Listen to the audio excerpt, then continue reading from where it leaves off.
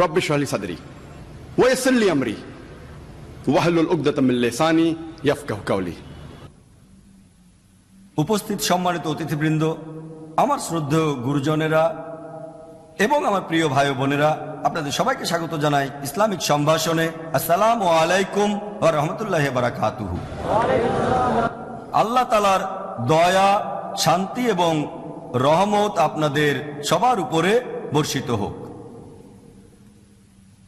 আজকের এই লেকচারের টপিকটা হচ্ছে women's right in Islam, protected or subjugated. Oxford ডিকশনারিতে নারীর অধিকার সম্পর্কে বলা হয়েছে সেই অধিকার যেটা নারীকে সেই অবস্থানে উন্নীত করে যেখানে তার সামাজিক ও আইনগত অধিকার একজন পুরুষের সমান। নারীর অধিকার সম্পর্কে অক্সফোর্ড ডিকশনারি এটাই বলছে, যে অধিকারগুলো নারীকে সেই অবস্থানে উন্নীত করে যেখানে তার সামাজিক ও আইনগত অধিকার একজন পুরুষের সমান। আমি এখানে সেই ধরনের কিছু বিজ্ঞানী আর অভিজ্ঞ তথাকথিত এক্সপার্টদের বিভিন্ন আইডিয়া এবং মন্তব্যের উপর খুব একটা গুরুত্ব দিতে চাচ্ছি না, যে তাদের মতে একজন মহিলাকে কিভাবে জীবনযাপন করা উচিত। আমি সেগুলোর উপর ভিত্তি করে সিদ্ধান্ত নেব যেগুলো বাস্তবের বিভিন্ন অভিজ্ঞতা এবং ঘটনা দ্বারা প্রমাণিত হয়েছে। কারণ অভিজ্ঞতা আর সামগ্রিক সত্য এই দুটো দিয়েই আমরা কোনো একটা থিওরির সত্যতা যাচাই করতে পারি। আমাদের বুদ্ধিমত্তাকেও চেক করে দেখব। অনেক সময় আমাদের মনও ভুল বুঝতে পারে। সত্যি বলতে একটা সময় ছিল যে সময় পৃথিবীর সবচেয়ে জ্ঞানী লোকেরা তারা ভাবত আমাদের পৃথিবী সমতল। যদি আমরা মেনে নেই যে পশ্চিমা মিডিয়া ইসলামে নারীর যে ছবিটা তুলে ধরেছে সেটা সত্যি, তাহলে এটাও মেনে নিতে হবে যে ইসলামে নারীরা নিপীড়িত হয়, তাদের অধিকারগুলো রক্ষা করা হয় না। সত্যি বলতে পশ্চিমা বিশ্ব যে নারী স্বাধীনতার কথা বলে থাকে সেটা একটা ছদ্মবেশ। এটা নারীর শরীরকে অবমাননা করে, তার সম্মান কেড়ে নেয়, আত্মাকে অধঃপতনে নিয়ে যায়।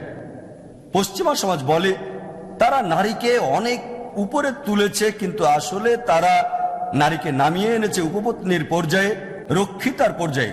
তারা সমাজের প্রজাপতি, ভোগের বস্তু, সেক্স মার্কেটিয়ার আর অসুস্থ বিনোদন পিয়াসীদের হাতের খেলার পুতুল। আর এসব কিছু লুকানো থাকে আর্ট অ্যান্ড কালচারের রঙিন পর্দার পেছনে। ইসলাম 1400 বছর আগেই নারীকে তার প্রাপ্য অধিকারগুলো দিয়েছে। তখন ছিল ইয়ামাল জাহিলিয়া, অর্থাৎ অন্ধকার আর অজ্ঞানতার যুগ। ইসলাম সেই সময় নারীকে প্রাপ্য অধিকার দিয়েছে। যদি পেছনে ফিরে ইতিহাস পর্যালোচনা করেন, ব্যাবিলনের সভ্যতার ইতিহাস যদি পড়েন, সে সময় যদি কোনো পুরুষ কাউকে হত্যা করত, তখন সেই পুরুষের বদলে তার স্ত্রীকে মৃত্যুদণ্ড দেয়া হতো। এরপর যদি আপনারা গ্রিক সভ্যতার ইতিহাস পড়েন, তাদের পৌরাণিক গল্পে একটা ক্যারেক্টার আছে যার নাম প্যান্ডোরা। সে একজন মহিলা, আর তার কারণেই সমাজে সব দুঃখ আর খারাপ জিনিস শুরু হয়েছে। গ্রিক সভ্যতায় নারীদের শুধু যৌন সম্ভোগ আর বিনোদনের কাজে ব্যবহার করা হতো। তারপর রোমান সভ্যতার ইতিহাস পড়লে দেখবেন, রোমানরা যখন সবচেয়ে সভ্য জাতি বলে পরিচিত ছিল, সে সময় একজন পুরুষ তার স্ত্রীকে মেরে ফেলতে পারত। সেখানেও নারী ছিল ভোগের সামগ্রী, নগ্নতা আর অশ্লীলতা ছিল তাদের কমন। এরপর মিশরীয় সভ্যতার ইতিহাস পড়লে দেখবেন, তারা মনে করত নারী হচ্ছে শয়তানের প্রতীক। তারপর কোরআন নাজিল হওয়ার পর আগে আরবের ইতিহাস দেখেন, প্রায় দেখা যেত কোনো মেয়ে শিশু জন্ম নিলে তাকে জীবন্ত কবর দেয়া হতো। তবে আলহামদুলিল্লাহ, আল্লাহ রহমত করলেন, কোরআন নাজিল হওয়ার পর আর নবীজি মুহাম্মদ সাল্লাল্লাহু আলাইহি সাল্লামের শিক্ষার পর, আল্লাহর সর্বশেষ ও চূড়ান্ত রাসূলের শিক্ষার পর নারীরা প্রাপ্য অধিকার পেল, সমাজে তাদের অবস্থান উন্নত হলো। চিন্তা করেন, সেই অজ্ঞতার যুগেও, যেটাকে বলা হতো ইয়ামুল জাহিলিয়া, সেই সময় আরবরাই ছিল সবচেয়ে অজ্ঞ।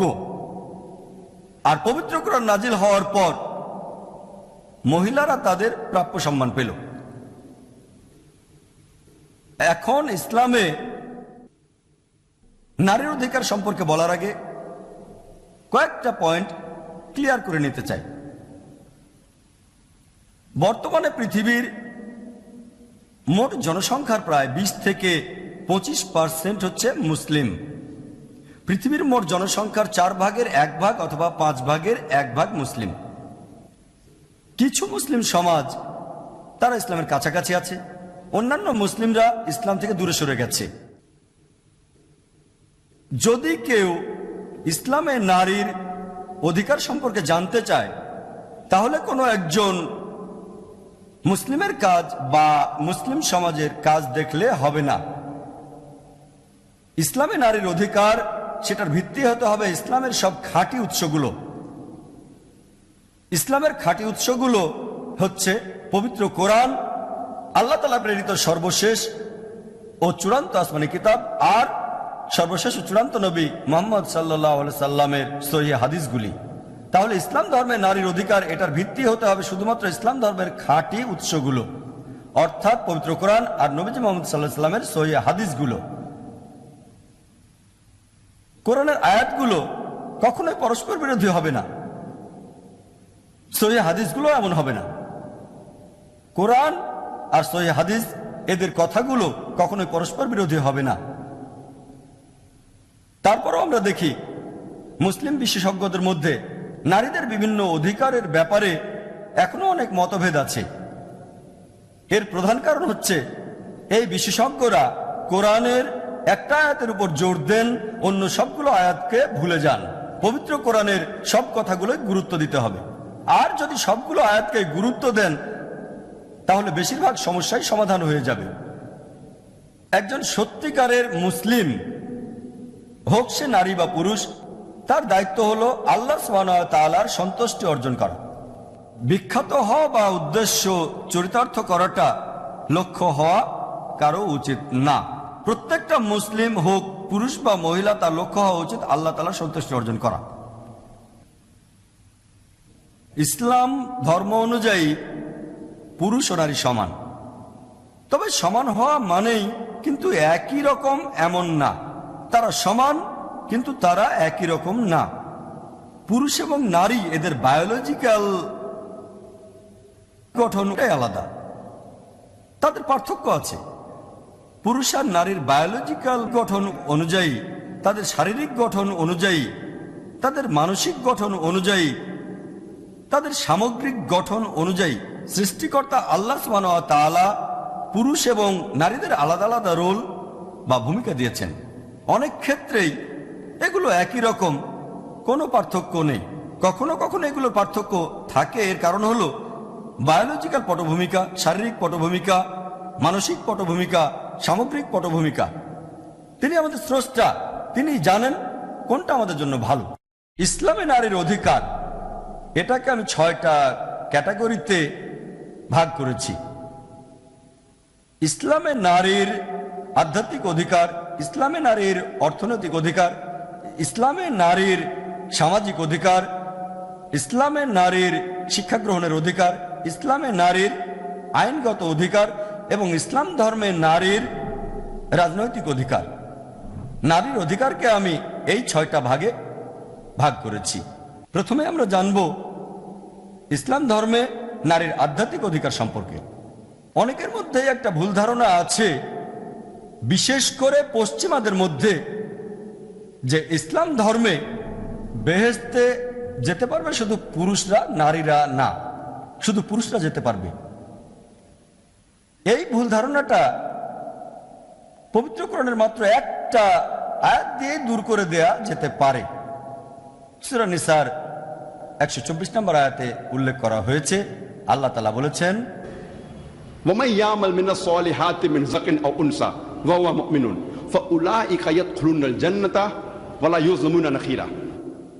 তোমাদের মধ্যে যদি কেউ কোনো সৎ কাজ করে, হোক সে পুরুষ অথবা নারী, যদি সে মুমিন হয় তাহলে সে জান্নাতে দাখিল হবে, তাহলে সে বেহেশতে যাবে এবং তাদের প্রতি অনুপরিমাণও জুলুম করা হবে না। এই কথাটা আবারও আছে সূরা নাহলের ৯৭ নম্বর আয়াতে উল্লেখ করা হয়েছে। আল্লাহ বলেছেন যে তোমাদের মধ্যে যদি কেউ সৎ কাজ করে, হোক সে পুরুষ অথবা নারী, যদি সে মুমিন হয়, আমি নিশ্চয়ই তাকে শ্রেষ্ঠ পুরস্কার দেব এবং নিশ্চয়ই তাকে পবিত্র জীবন দান করব। এই দুটো আয়াতে একেবারে পরিষ্কার করেই বলা হয়েছে কেউ বেহেশতে যেতে গেলে তাকে মুমিন হতে হবে এবং সৎ কাজ করতে হবে, ঈমান আর আমালিস সালিহাত। আল্লাহ পবিত্র কোরআনে বলেছেন, সূরা নিসার ১ নম্বর আয়াতে উল্লেখ করা হয়েছে, يا أيها الناس اتقوا ربكم الذي خلقكم من نفس واحدة وخلق منها زوجها। হে মানুষ জাতি, তোমরা তোমাদের প্রতিপালককে ভয় করো, যিনি তোমাদেরকে সৃষ্টি করেছেন এক ব্যক্তি হতে এবং সেই ব্যক্তি হতে তার স্ত্রীকে সৃষ্টি করেছেন। তার মানে একজন পুরুষের সঙ্গী অর্থাৎ নারী, তাদের সৃষ্টি করা হয়েছে পুরুষের মতো একই রকম আত্মা দিয়ে। এছাড়াও পবিত্র কোরআনে সূরা শুরার ১১ নম্বর আয়াতে উল্লেখ করা হয়েছে, فاطر السماوات والأرض جعل لكم من أنفسكم أزواجا। তিনি আকাশমণ্ডলী ও পৃথিবীর স্রষ্টা, তোমাদের মধ্য থেকেই তিনি তোমাদের জোড়া সৃষ্টি করেছেন। তার মানে আধ্যাত্মিক দিক থেকে একজন পুরুষ এবং নারী সমান। আল্লাহ পবিত্র কোরআনে বলেছেন, সূরা সাজদার ৯ নম্বর আয়াতে উল্লেখ করা হয়েছে, ثم سواه ونفخ فيه من روحه। তারপর আল্লাহ তাকে সুঠাম করে সৃষ্টি করলেন এবং তাতে ফুঁকে দিয়েছেন তাদের রূহ। এরপর সূরা হিজরও একই কথা আছে।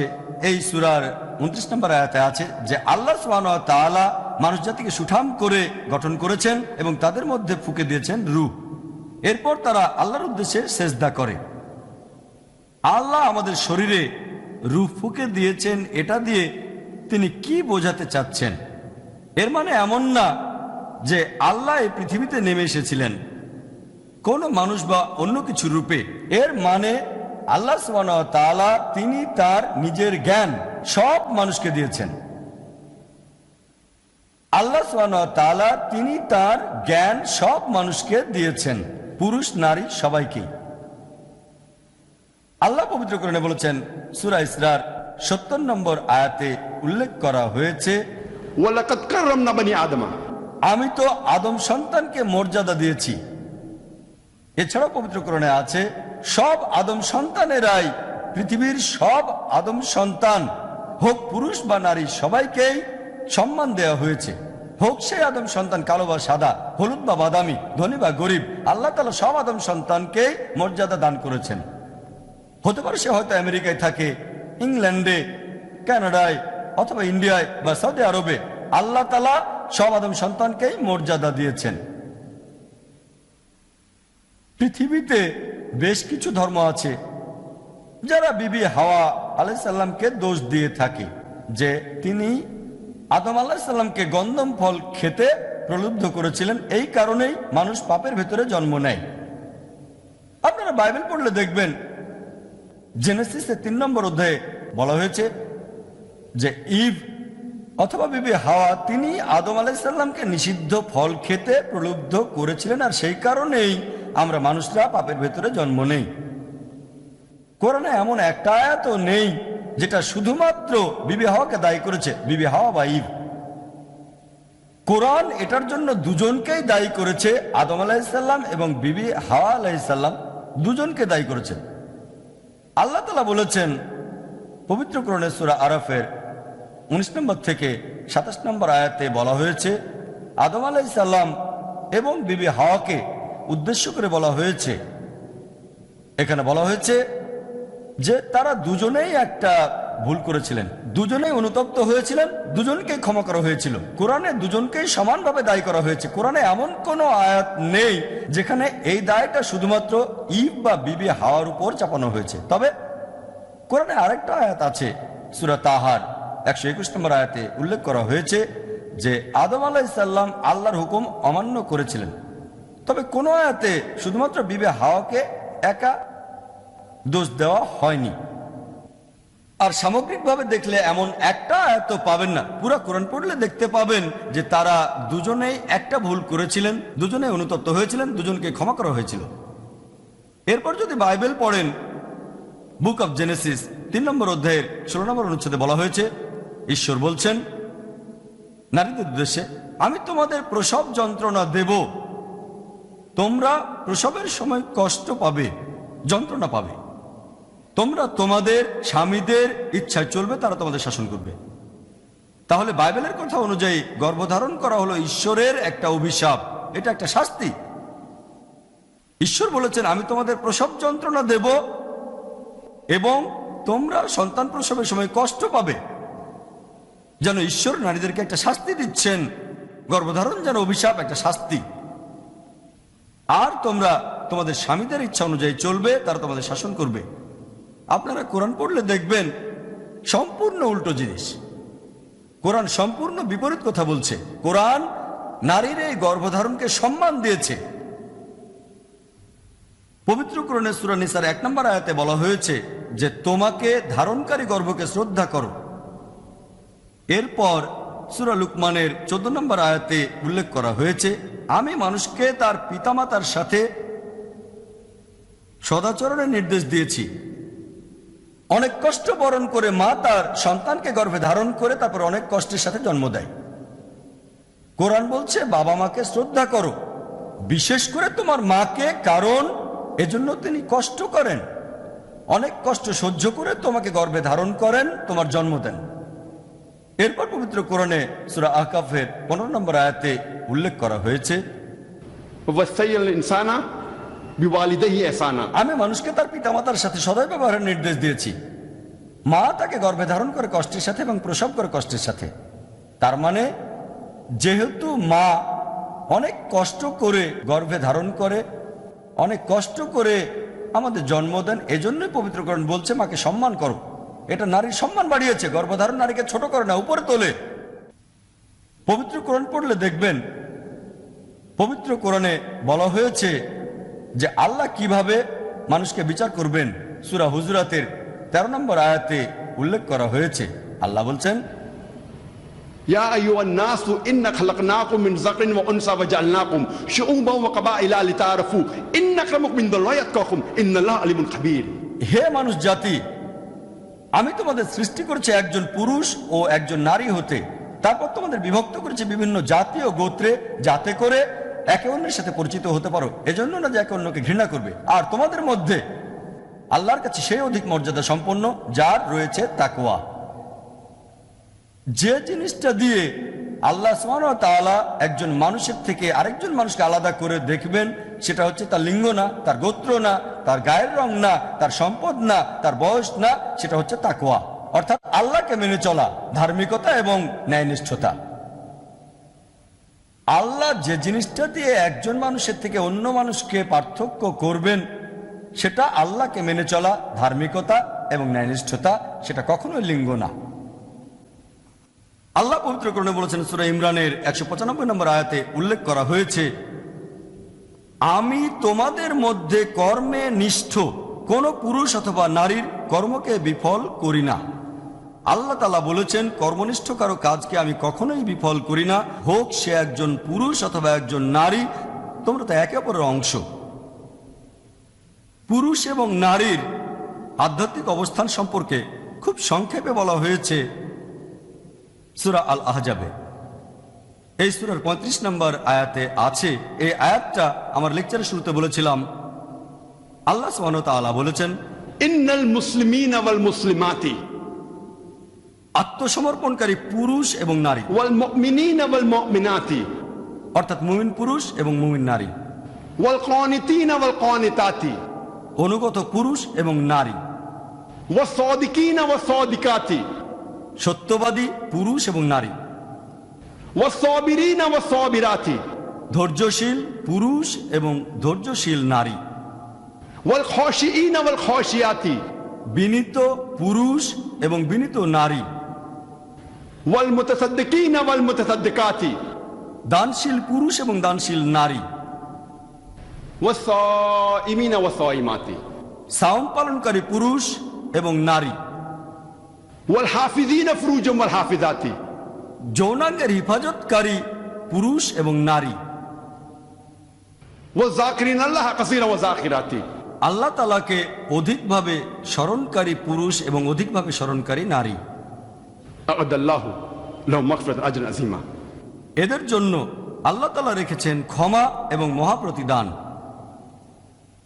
আল্লাহ বলেছেন যে আত্মসমর্পণকারী পুরুষ এবং নারী, বিশ্বাসী পুরুষ এবং বিশ্বাসী নারী, অনুগত পুরুষ এবং অনুগত নারী, সত্যবাদী পুরুষ এবং নারী, ধৈর্যশীল পুরুষ এবং ধৈর্যশীল নারী, বিনীত পুরুষ এবং বিনীত নারী, দানশীল পুরুষ এবং দানশীল নারী, যৌনাঙ্গের হিফাজতকারী পুরুষ এবং নারী,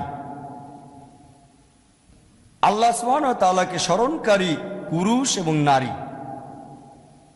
তাদের জন্য আল্লাহ তাআলা রেখেছেন ক্ষমা এবং মহা প্রতিদান। কোরআনের এই আয়াতটা থেকে আমরা জানতে পারি যে ইসলাম ধর্মে পুরুষ এবং নারীর আধ্যাত্মিক দায়িত্বগুলি একই। দুজনেই আল্লাহ তাআলার কাছে আত্মসমর্পণ করবে, বিশ্বাস আনতে হবে, দুজনকেই অনুগত হতে হবে, দুজনকেই সত্যবাদী হতে হবে, দুজনকেই ধৈর্যশীল হতে হবে, ধৈর্যশীল আর অধ্যবসায়ী, দুজনেই ইবাদত করবে, দুজনেই দান করবে, দুজনেই রোজা রাখবে, দুজনেই আল্লাহ তাআলাকে স্মরণ করবে। কোরআনের এই আয়াতটা থেকে আমরা জানতে পারি যে আধ্যাত্মিকভাবে পুরুষ এবং নারী সমান। এখন যেহেতু কোরআন বলছে যে আধ্যাত্মিকভাবে পুরুষ এবং নারী সমান, তাহলে আপনি কি বলবেন? ইসলামে নারীদের অধিকারগুলো কি রক্ষা করা হয়েছে নাকি তাদের নিপীড়ন করা হচ্ছে?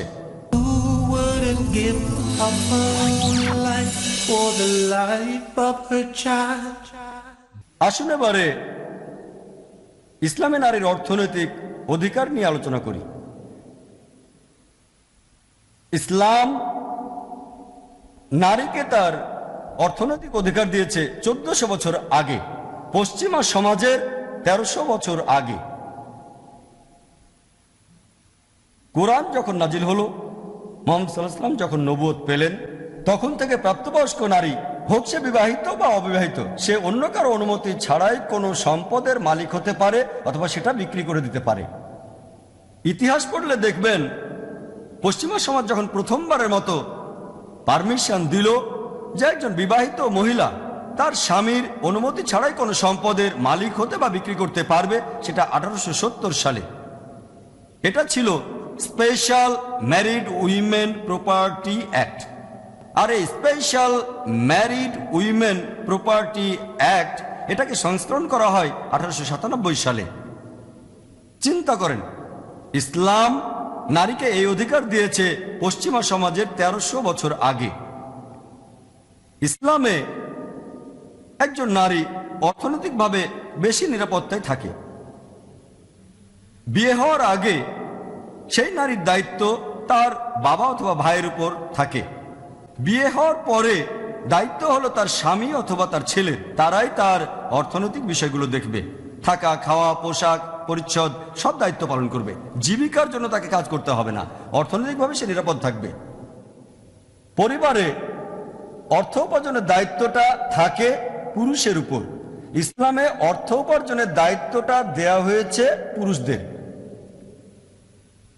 কিন্তু যদি এমন পরিস্থিতি হয় যে সেই মহিলা কাজ করতে চাচ্ছে, সে কাজ করতে পারবে, তবে শর্ত হচ্ছে সেটা হতে হবে ইসলামিক শরিয়া অনুযায়ী। সে হিজাব পালন করবে, তারপর কোরআন এবং সহিহ হাদিস মেনে চলবে। কোরআনে এমন কোনো আয়াত নেই যেটা মেয়েদের কাজ করতে নিষেধ করেছে, তবে সেটা হতে হবে কোরআন এবং সহিহ হাদিস অনুযায়ী। এরকম কিছু প্রফেশন আছে যেগুলো নারীদের জন্য নিষিদ্ধ, যে প্রফেশনে তাদের শরীর দেখাতে হয়, যেমন ধরেন মডেলিং, অভিনয়, ডান্সিং, এই প্রফেশনগুলো মেয়েদের জন্য হারাম, এগুলো নিষিদ্ধ। এছাড়াও কিছু পেশা আছে যেগুলো নারী পুরুষ উভয়ের জন্যই নিষিদ্ধ করা হয়েছে। যেমন ধরেন মদের বারে কাজ করা, জুয়ার আড্ডায় কাজ করা, অসৎ কোনো ব্যবসা করা, প্রতারণা, ঘুষ দেয়া, এগুলো নারী পুরুষ উভয়ের জন্য নিষিদ্ধ করা হয়েছে। আবার কিছু পেশা আছে যেগুলো ভালো, মেয়েরা এরকম পেশায় যেতে পারে। তাহলে পেশার ক্ষেত্রে যদি এই শর্তগুলো পূরণ করা হয় সেটা করা যেতে পারে। যেমন ধরেন তারা রান্নাঘরে রান্না করতে পারে, তারপর সেলাই করা, কাপড় বোনা, এমন জায়গায় কাজ করতে পারে যেখানে নারী পুরুষের জায়গা আলাদা আছে, যাতে শালীনতা বজায় থাকে, হিজাব পালন করতে পারে তারা। এছাড়াও আরো কিছু পেশা আছে যেমন শিক্ষকতা, তারা ডাক্তার অথবা নার্স হতে পারে। যদি আমি চাই আমার স্ত্রী, আমার মা অথবা মেয়ে হিজাব পালন করবে, তাহলে তাদেরকে সবাই শ্রদ্ধা করবে, সবাই তাদের সম্মান করবে। তবে ইসলামে একটা জিনিস দেখবেন, নারীরা অর্থনৈতিকভাবে নিরাপদ, তাকে জীবিকার জন্য কাজ করতে হবে না। পরিবারের পুরুষরাই তাদের অর্থনৈতিক দায়িত্বটা কাঁধে নেবে। বিয়ের আগে তার অর্থনৈতিক যাবতীয় দায়িত্ব পালন করে তার বাবা অথবা তার ভাই, আর বিয়ে হয়ে গেলে দায়িত্ব পালন করে তার স্বামী অথবা তার ছেলে।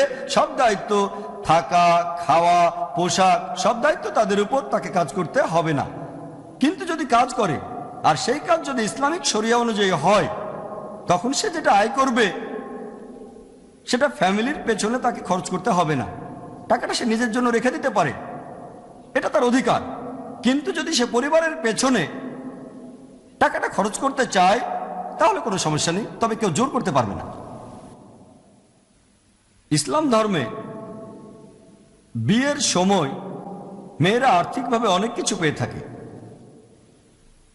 পবিত্র কোরআনে সূরা নিসার 4 নম্বর আয়াতে উল্লেখ করা হয়েছে, ওয়াতুন নিসা সাতুকাতহিন্না নেহলা, তোমরা বিয়ের সময় নারীদেরকে তাদের দেনমোহর প্রদান করবে। ইসলাম ধর্মে দেনমোহর, বিয়ের সময় মেয়েদের যে উপহার দেয়া হয়, একটা বিয়ে বৈধ হতে গেলে এটা করা আবশ্যিক। ইসলাম ধর্মে দেনমোহর ছাড়া একটা বিয়েকে বৈধ বলে গণ্য করা হবে না। তবে ইন্ডিয়ান কালচারে আমরা এর উল্টোটাই দেখতে পাই। আমরা দেখি যে হবু স্বামী হবু স্ত্রীর কাছ থেকে অনেক যৌতুক নেয়। ইসলাম ধর্মে এই নিয়মটা তার উল্টো। এখানে পুরুষ তার হবু স্ত্রীকে দেনমোহর হিসেবে কিছু উপহার দিয়ে থাকে। দুর্ভাগ্যজনকভাবে মুসলিম সমাজে আমরা এটাকে একটা প্রহসনে পরিণত করেছি। এখানে অনেকে দেনমোহর ধার্য করে 786 রুপি। 786তে একজোড়া জুতো ঠিক মতো কিনতে পারবেন না। আবার অনেকে দেনমোহর হিসেবে ধার্য করে 2000, মানে 19 মিসকাল। আমাদের নবীজি মোহর হিসেবে দিয়েছিলেন 19 মিসকাল। আপনি 19 মিসকাল দেবেন যদি নবীজি অথবা হযরত আলী রাদিয়াল্লাহু আনহুর সমান হয় আপনার সম্পত্তি, সেক্ষেত্রে 19 মিসকাল আপনি দিতে পারেন, সেটা ঠিক আছে। কিন্তু যদি নবীজির চেয়ে 10 গুণ বা 100 গুণ সম্পত্তি বেশি থাকে, তখন তো আপনাকে দিতে হবে 19 মিসকালের বদলে 190 মিসকাল অথবা 1900 মিসকাল, যদি নবীজিকে ফলো করতে চান। অনেকে জাঁকজমক করে বিয়ের অনুষ্ঠান করে, হয়তো নিকাহ সম্পন্ন হয় মসজিদে, কিন্তু ওয়ালিমাতে অনেক আড়ম্বর। সে সময় খরচ করে লাখ লাখ রুপি, আর বিয়েতে মোহর ধরে 786 রুপি। এভাবে ইসলামকে ঠাট্টা করে।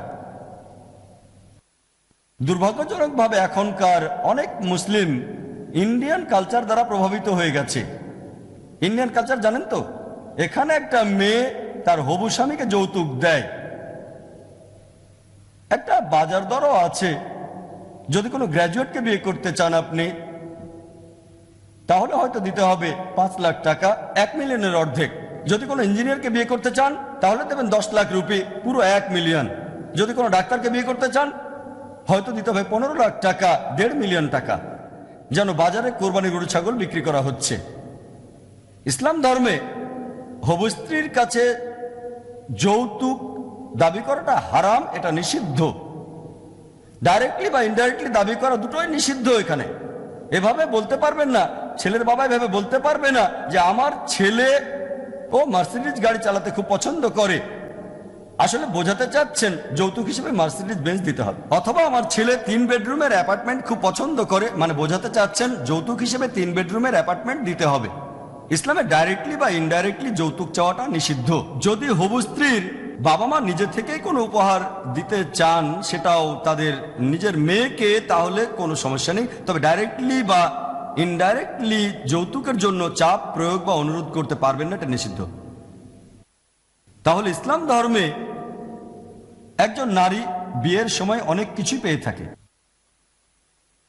এছাড়াও কোনো মহিলা, সে অনেক ধনী হতে পারে, অনেক টাকা থাকতে পারে, অথবা হতে পারে সে গরিব, তার স্বামী ধনী অথবা গরিব হতে পারে, তারপরও সেই মহিলার থাকা, খাওয়া, পোশাক, পরিচ্ছদ সবকিছুর দায়িত্ব হচ্ছে তার স্বামীর উপরে।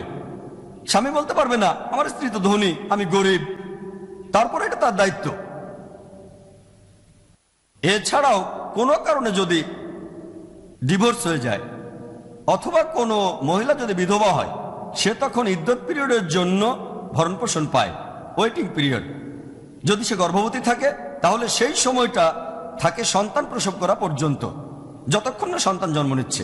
আর সন্তান জন্মের পর থেকে সেই সন্তান বড় হওয়া পর্যন্ত আর্থিক সাহায্য পাবে। এছাড়াও ইসলামে একজন মহিলা উত্তরাধিকারী হতে পারে।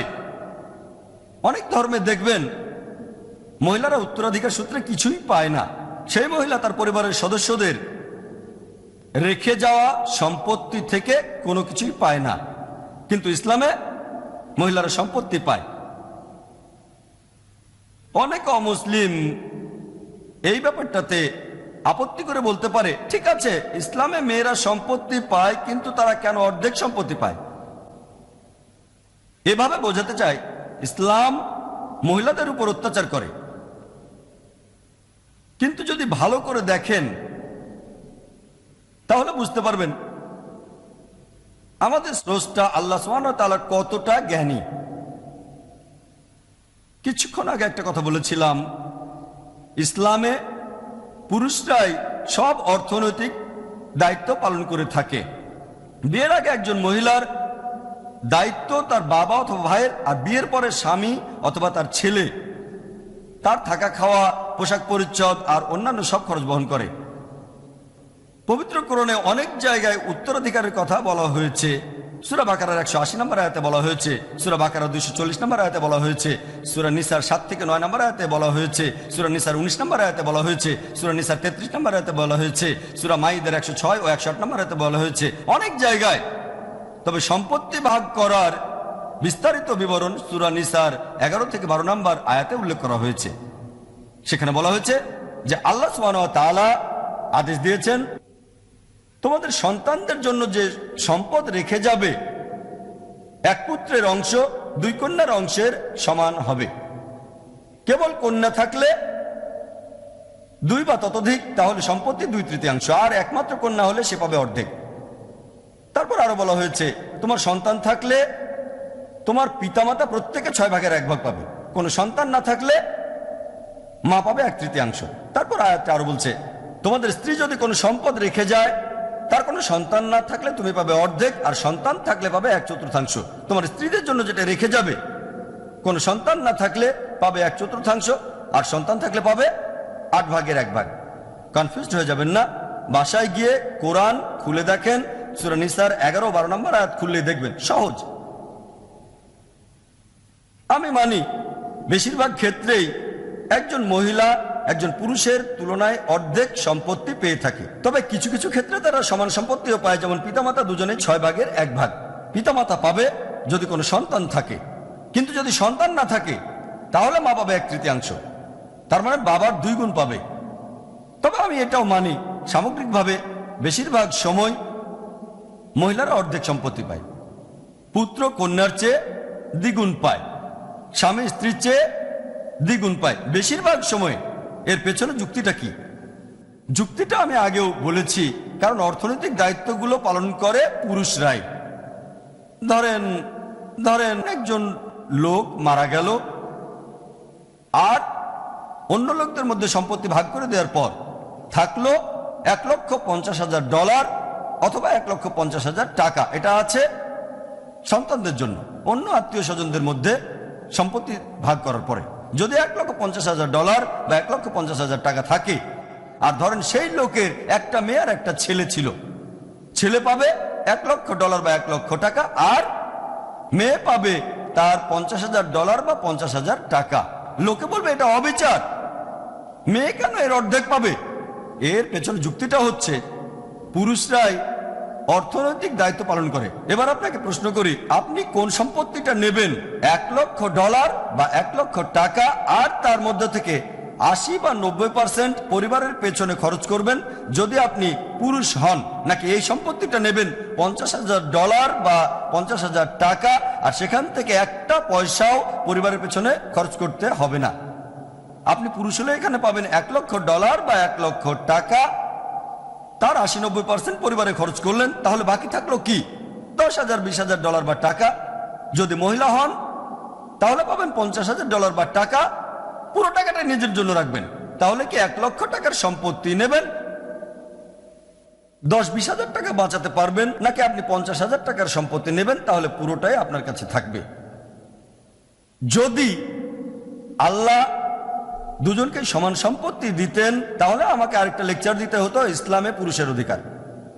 আল্লাহ আমাদের অধিকার দিয়েছেন, সেখানে দায়িত্ব আছে, তিনি অর্থনৈতিক সব দায়িত্ব দিয়েছেন পুরুষের উপর, তাই ঠিক করে দিয়েছেন পুরুষরা দ্বিগুণ পাবে, তা না হলে অবিচার করা হয়ে যেত। পবিত্র কোরআনে সূরা নিসার 40 নম্বর আয়াতে বলা হয়েছে, আল্লাহ সুবহানাহু ওয়া তাআলা অনুপরিমাণও জুলুম করেন না। এখন যদি কারণটা দেখেন তাহলে বুঝতে পারবেন যে আমাদের স্রষ্টার নির্দেশটাই সবচেয়ে সেরা। যেহেতু ইসলামে একজন মহিলা একজন পুরুষের চেয়ে অর্থনৈতিকভাবে বেশি নিরাপত্তা পায়, তাহলে আপনি কি বলবেন? ইসলামে মহিলাদের অধিকার কি সংরক্ষিত নাকি তারা অত্যাচারিত? আসুন এবারে ইসলামে নারীর সামাজিক অধিকার নিয়ে কথা বলি।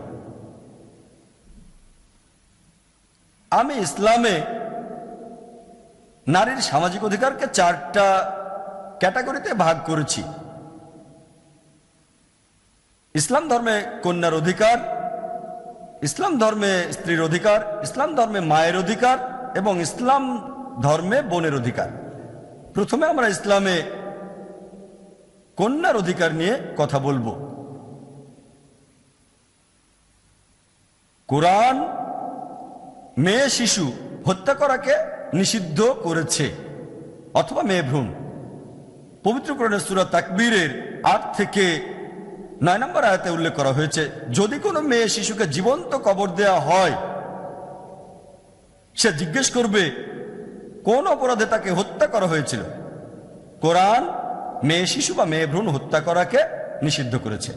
কোরআন শুধু মেয়ে শিশু হত্যা করাকে নিষিদ্ধ করেনি, কোরআন সব ধরনের শিশু হত্যাকে নিষিদ্ধ করেছে, হোক সেটা ছেলে অথবা মেয়ে। পবিত্র কোরআনে সূরা আনামের 151 নম্বর আয়াতে উল্লেখ করা হয়েছে যে দারিদ্র্যের ভয়ে তোমাদের সন্তানদের হত্যা করো না, কারণ আল্লাহ তাআলা তোমাদের আর তোমাদের সন্তানদের রিজিক দেন।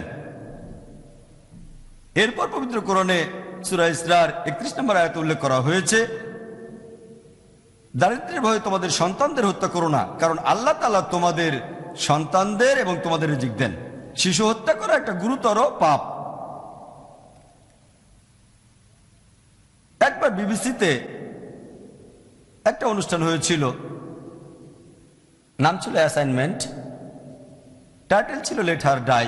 অনুষ্ঠানটা করেছিলেন এক ব্রিটিশ সাংবাদিক, একজন ব্রিটিশ সাংবাদিক এমিলি বেকানান। তিনি ইংল্যান্ড থেকে এসে ইন্ডিয়াতে একটা জরিপ করেছিলেন। তিনি বলেছিলেন যে প্রত্যেক দিন ইন্ডিয়াতে 3000-এরও বেশি ভ্রূণ হত্যা করা হয় যখন জানা যায় যে সন্তানটা মেয়ে হবে। এই নাম্বারটাকে যদি 365 দিয়ে গুণ করেন, এক বছরে যতগুলো দিন থাকে, তাহলে দেখতে পাবেন যে প্রতি বছর শুধু ইন্ডিয়াতেই 10 লক্ষেরও বেশি ভ্রূণ হত্যা করা হয় যখন জানা যায় যে সন্তানটা মেয়ে হবে।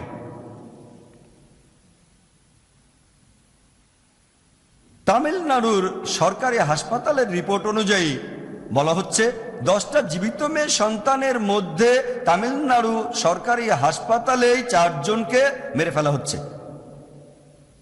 এছাড়াও দেখবেন বড় বড় বিলবোর্ড আর হোর্ডিং, এগুলো দেখতে পাবেন রাজস্থান আর তামিলনাড়ুতে। 500 টাকা খরচ করে ভবিষ্যতে 5 লক্ষ টাকা বাঁচান। তার মানে 500 টাকা দিয়ে আল্ট্রাসোনোগ্রাফি করে যদি দেখেন যে সন্তানটা মেয়ে হবে তাহলে অ্যাবর্শন করান। মেয়ে হলে তাকে বড় করতে কয়েক লাখ টাকা লাগবে আর যৌতুকে যাবে কয়েক লাখ টাকা। 500 টাকা খরচ করে ভবিষ্যতে 5 লাখ টাকা বাঁচান। শুনতে খুব ভালো। এই মেয়ে শিশু বা মেয়ে ভ্রূণ হত্যার মতো জঘন্য কাজটা হয় বলেই আপনারা দেখবেন যে ইন্ডিয়াতে পুরুষ আর নারীর অনুপাতটা এটাতে ব্যালেন্স নেই।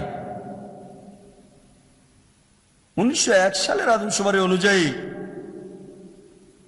ইন্ডিয়াতে প্রতি 1000 জন পুরুষের বিপরীতে সে সময় মহিলার সংখ্যা 972 জন, 1901 সালের আদমশুমারি অনুযায়ী।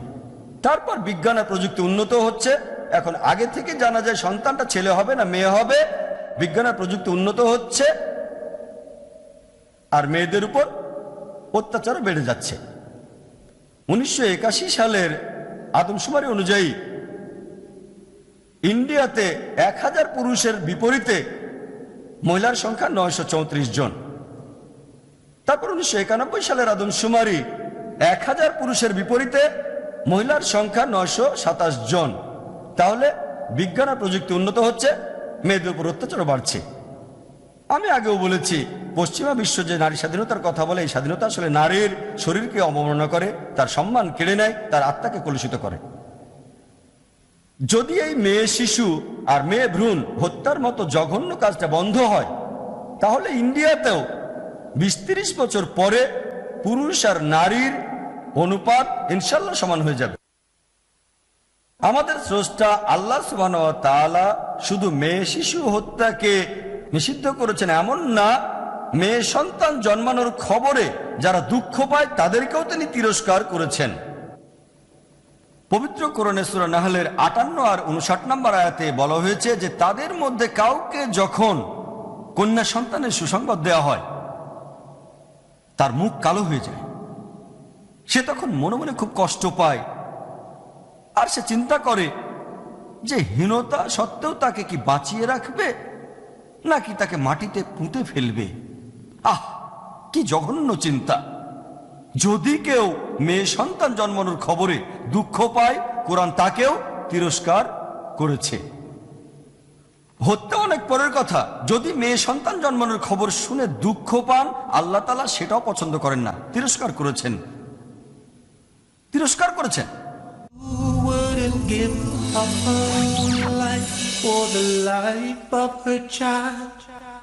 আমাদের নবীজি মুহাম্মদ সাল্লাল্লাহু আলাইহি ওয়াসাল্লাম বলেছেন, এটা আছে সহিহ মুসলিমে 4 নম্বর খণ্ড, নবীজি বলেছেন, যদি কেউ 2 জন মেয়ে সন্তানকে আদর আর যত্নের সাথে বড় করে তাহলে শেষ বিচারের দিন সে আমার এই 2 আঙ্গুলের মতো আমার কাছাকাছি থাকবে। এ সময় তার আঙ্গুল দুটো একেবারে লাগানো ছিল। আরেকটা সহিহ হাদিসে আছে, নবীজি বলেছেন, যদি কেউ 2 জন মেয়ে সন্তানকে আদর যত্ন দিয়ে বড় করে তোলে সে বেহেশতে যাবে। আমাদের নবীজি মুখে সমান অধিকার বলার পাশাপাশি তিনি দেখিয়ে দিয়েছেন, প্র্যাকটিস করেছেন তিনি নিজেও। একবার এক লোক তার ছেলেকে চুমু দিয়ে নিজের কোলের উপরে বসালো, কিন্তু মেয়ের সাথে এমন কাজটা করলো না। নবীজি তখন আপত্তি জানিয়ে বললেন, লোকটা সুবিচার করছে না, মেয়েকেও এভাবে চুমু দিয়ে আরেক কোলে বসানো উচিত ছিল। এবারে আমরা ইসলামে স্ত্রীর অধিকার নিয়ে আলোচনা করব। পৃথিবীতে এমন অনেক ধর্ম আছে যেখানে মহিলাকে দেখা হয় শয়তানের একটা অস্ত্র হিসেবে, কিন্তু কোরআনে মহিলাদেরকে বলা হয়েছে মহসিনা। মহসিনা এই আরবি শব্দটার অর্থ শয়তানের বিরুদ্ধে দুর্গ। কারণ একজন ধার্মিক মহিলা যে সিরাতুল মুস্তাকিমে আছে, সে তার স্বামীকে বিপথে বা ভুল পথে যেতে বাধা দেবে আর স্বামীকেও সিরাতুল মুস্তাকিমে রাখবে। সেজন্য মহিলাদের বলা হয়েছে মহসিনা, শয়তানের বিরুদ্ধে দুর্গ। পবিত্র কোরআনে সূরা নিসার 21 নম্বর আয়াতে উল্লেখ করা হয়েছে, এখানে বিয়ে বা নিকাহকে বলা হয়েছে পবিত্র চুক্তিনামা, পবিত্র অঙ্গীকারনামা, পবিত্র চুক্তি স্বামী ও স্ত্রীর মধ্যে। পবিত্র কোরআনে সূরা রুমের 21 নম্বর আয়াতে বলা হয়েছে যে আমি তোমাদের মধ্য থেকে তোমাদের জন্য সঙ্গী সৃষ্টি করেছি যাতে করে তোমরা তাদের নিকট শান্তি পাও এবং তোমাদের মধ্যে পারস্পরিক ভালোবাসা দয়া সৃষ্টি করেছি। আমাদের নবীজি মুহাম্মদ সাল্লাল্লাহু আলাইহি ওয়াসাল্লাম বলেছেন, এটা আছে সহিহ বুখারীতে 7 নম্বর খণ্ড বুক অফ নিকাহ 3 নম্বর অধ্যায়ের 5066 নম্বর হাদিস। আমাদের নবীজি বলেছেন, তোমরা যারা তরুণ, তোমাদের যাদের বিয়ে করার সামর্থ্য আছে তাদের বিয়ে করা উচিত। আমাদের নবীজি আরো বলেছেন, ইসলামে সন্ন্যাস ব্রত বলে কিছু নেই। নবীজি বলেছেন, যদি কেউ বিয়ে করে সে তার দিনের অর্ধেক পূরণ করে ফেলল। একবার একটা প্রশ্নোত্তর পর্বে এক লোক জিজ্ঞেস করেছিল, তার মানে কি এই যদি দুটো বিয়ে করি তাহলে সম্পূর্ণ দিনটাই পূরণ হয়ে যাবে? নবীজি এই কথাটা দিয়ে কি বুঝিয়েছেন যে বিয়ে করলে দিনের অর্ধেক পূরণ হবে? বিয়ে করলে রক্ষা পাবেন অবাধ যৌনাচার থেকে, ব্যভিচার থেকে, সমকামিতা থেকে। শুধু বিয়ে করলেই আপনি স্বামী বা স্ত্রীর দায়িত্ব পালনের সুযোগ পাবেন, শুধু বিয়ে করলেই আপনি বাবা বা মায়ের দায়িত্ব পালনের সুযোগ পাবেন। এগুলো ইসলামে খুবই গুরুত্বপূর্ণ দায়িত্ব। তাহলে আপনি একবার বা দুইবার বিয়ে করলেও দিনের মাত্র অর্ধেক। ইসলাম ধর্মে একটা বিয়েকে বৈধ করতে গেলে হবু স্বামী বা হবু স্ত্রীর ছেলে বা মেয়ে দুজনের সম্মতি সমান গুরুত্বপূর্ণ। পবিত্র কোরআনে সূরা নিসার 19 নম্বর আয়াতে বলা হয়েছে, নারীদের জবরদস্তি করে নিজের সম্পত্তি বলে মনে করো না। সহিহ বুখারীতে আরেকটা হাদিস বলছে, 7 নম্বর খণ্ড বুক অফ নিকাহ 43 নম্বর অধ্যায়ের 5138 নম্বর হাদিস। একজন মহিলা যার নাম খানসা বিনতে খাদেম আল আনসারিয়া, সে নবীজির কাছে এসে বলল, আমার বাবা একজন লোকের সাথে আমাকে বিয়ে দিয়েছে আমার ইচ্ছার বিরুদ্ধে। নবীজি বিয়েটা বাতিল করে দিলেন। আরেকটা সহিহ হাদিস, এটা আছে আহমেদ ইবনে হাম্বলে 2469 নম্বর হাদিস। এক মহিলা নবীজির কাছে এসে বলল, আমার বাবা মা জোর করে আমার ইচ্ছার বিরুদ্ধে এক লোকের সাথে আমার বিয়ে দিয়েছে। নবীজি বললেন, তুমি চাইলে সংসার করতে পারো অথবা সংসার ভেঙে দিতে পারো। এরকম একটা হাদিস সুন্নান ইবনে মাজাহ 1875 নম্বর হাদিস। এটা একই হাদিস। এক মহিলা নবীজির কাছে আসলো আর বলল, বাবা মা আমার ইচ্ছার বিরুদ্ধে আমাকে জোর করে বিয়ে দিয়েছে। নবীজি বললেন, তুমি বিয়েতে রাজি হতে পারো অথবা সংসার ভেঙে দিতে পারো। সেই মহিলা তখন বলল, আমি সংসার করতে রাজি হচ্ছি, কিন্তু আমি চাই যে মেয়েরা জানুক যে বাবা মা তাকে জোর করে অপছন্দের কারোর সাথে বিয়ে দিতে পারবে না। পবিত্র কোরআনে সূরা বাকারার 228 নম্বর আয়াতে উল্লেখ করা হয়েছে যে নারীদের তেমনি ন্যায়সঙ্গত অধিকার আছে যেমন আছে তাদের উপর পুরুষদের, তবে নারীদের উপর পুরুষদের রয়েছে মর্যাদা। কোরআনের এই আয়াত অনুযায়ী পুরুষ এবং নারী সমান শুধুমাত্র লিডারশিপ বাদে। কোরআন পরিষ্কার বলেছে যে নারীদের তেমনি ন্যায়সঙ্গত অধিকার আছে যেমন আছে তাদের উপর পুরুষদের, তবে নারীদের উপর পুরুষদের মর্যাদা আছে। এখন মুসলিমদের মধ্যে অনেকে এই শেষ কথাটার ভুল অর্থ করে যে নারীদের উপর পুরুষদের মর্যাদা আছে, তারা মনে করে পুরুষরা সুপিরিয়র। তারা কোরআনের আয়াতের উদ্ধৃতি দেয়, আর-রিজালু কাওয়ামুনা আলান নিসা, পুরুষরা নাকি নারীদের উপর অবস্থান করে। আল্লাহ বলছেন নারীর উপর পুরুষের মর্যাদা আছে, তাহলে পুরুষরা সুপিরিয়র। তারা কোরআনের যে আয়াতটার কথা বলছে সেটা আজকে আমাদের কারি তেলাওয়াত করেছিলেন। সূরা নিসার 34 নম্বর আয়াতে উল্লেখ করা হয়েছে, বলা হয়েছে আর-রিজালু কাওয়ামুনা আলান নিসা, অর্থাৎ পুরুষরা হচ্ছে নারীদের কাওয়াম। এই আরবি কাওয়াম শব্দটার অর্থ কি?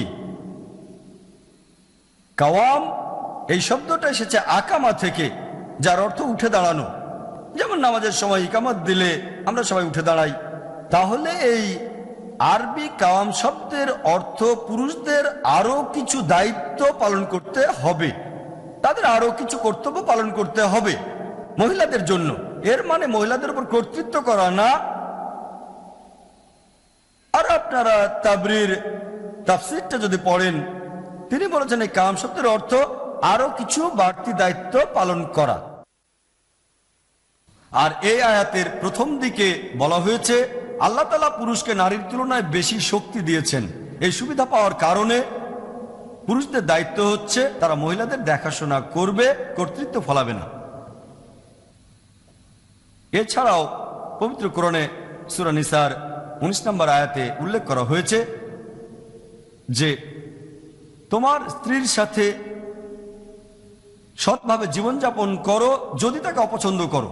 যদি আপনি আপনার স্ত্রীকে অপছন্দ করেন, তারপরও তার প্রতি ভালোবাসা আর সহানুভূতি দেখান। সদ্ব্যবহার করো যদি তাকে অপছন্দ করো, যদি অপছন্দ করো তারপরও ভালোবাসা আর সহানুভূতি দেখাও। আর ইসলামে আমরা স্ত্রীকে হাউসওয়াইফ বলে ডাকতে চাই না। হাউসওয়াইফ এটার মানে দাঁড়ায় অনেকটা তার বিয়ে হয়েছে হাউজের সাথে। ইসলাম ধর্মে আমরা এভাবে মনে করি না যে আমার স্ত্রীর বিয়ে হয়েছে আমার ঘরের সাথে। অনেক মহিলাই উত্তর দেন আপনার পেশা কি? হাউসওয়াইফ। আমরা ইসলামে আমাদের স্ত্রীদেরকে বলি হোম মেকার, কারণ তারা আমাদের ঘরকে উন্নত করে। তাই আমি আশা করব যে মহিলারা এখন থেকে যদি কোনো ফর্ম পূরণ করেন, সেখানে পেশার জায়গায় আপনারা আর হাউসওয়াইফ লিখবেন না। এটা দিয়ে বোঝানো হচ্ছে বিয়ে হয়েছে ঘরের সাথে। তার বদলে লিখবেন হোম মেকার, কারণ একজন মহিলা ঘরটা তৈরি করে, উন্নত করে। আর ইসলামে একজন মহিলার বিয়ে মানে কোনো প্রভুর কাছে দাসত্ব না। এখানে তার অধিকার সমান। বিয়ে হলো এক ধরনের পার্টনারশিপ। পবিত্র কোরআনে এই ব্যাপারে বলা হয়েছে, সূরা বাকারার 187 নম্বর আয়াতে উল্লেখ করা হয়েছে। আল্লাহ তাআলা বলেছেন, হুন্না লিবাসুল লাকুম ওয়া আনতুম লিবাসুল লাহুন্না। তারা তোমাদের পরিচ্ছদ, তোমরা তাদের পরিচ্ছদ। তার মানে আপনাদের স্ত্রীরা আপনাদের পোশাক, আর আপনারা আপনাদের স্ত্রীদের পোশাক। পোশাক পরিচ্ছদের কাজটা কি? পোশাক পরিচ্ছদ পরার কারণ সুন্দর দেখানো, গোপন করা, রক্ষা করা। স্বামী আর স্ত্রী একে অন্যের দোষ গোপন করে, একে অন্যকে সুন্দর করে, সহযোগিতা করে। অনেকটা হাত আর হ্যান্ড গ্লোভসের মতো। আসুন এবারে ইসলামে মায়ের অধিকার নিয়ে বলি। আল্লাহ পবিত্র কোরআনে বলেছেন, সূরা ইসরার 23 ও 24 নম্বর আয়াতে উল্লেখ করা হয়েছে, তোমার প্রতিপালক আদেশ দিয়েছেন আল্লাহ ব্যতীত আর কারো ইবাদত করবে না, আর পিতামাতার সাথে সদ্ব্যবহার করবে। যদি তাদের একজন অথবা দুজনেই বৃদ্ধ হয়ে যায়, তাদেরকে কোন রকম ধমক দিয়ে কথা বলো না, উফ শব্দটাও করো না, বরং সম্মানের সাথে কথা বলো, মমতার সাথে তাদের প্রতি নম্র ব্যবহার করো, আর আল্লাহর কাছে দোয়া করো, তাদের প্রতি দয়া করো, রহমত করো, যেভাবে তারা আমাদের শৈশবে লালন করেছেন। আল্লাহ তাআলা বলেছেন যে আল্লাহকে ইবাদত করার পর পরবর্তী কর্তব্য হচ্ছে বাবা মায়ের সাথে সদ্ব্যবহার করতে হবে। যদি তাদের একজন বা দুইজন বৃদ্ধ হয়ে যায়, তাদের উফ শব্দটা বলো না, সম্মানের সাথে কথা বলো, তাদের সাথে নম্র ব্যবহার করো, আর আল্লাহর কাছে প্রার্থনা করো যে তাদের দয়া করো, তাদের রহমত করো, যেভাবে তারা আমাকে শৈশবে লালন করেছেন। পবিত্র কোরআনে সূরা আনামের 151 নম্বর আয়াতে বলা হয়েছে। এছাড়াও সূরা আনকাবুতের 8 নম্বর আয়াতে বলা হয়েছে, ওয়াবিল ওয়ালিদাইনি ইহসানা।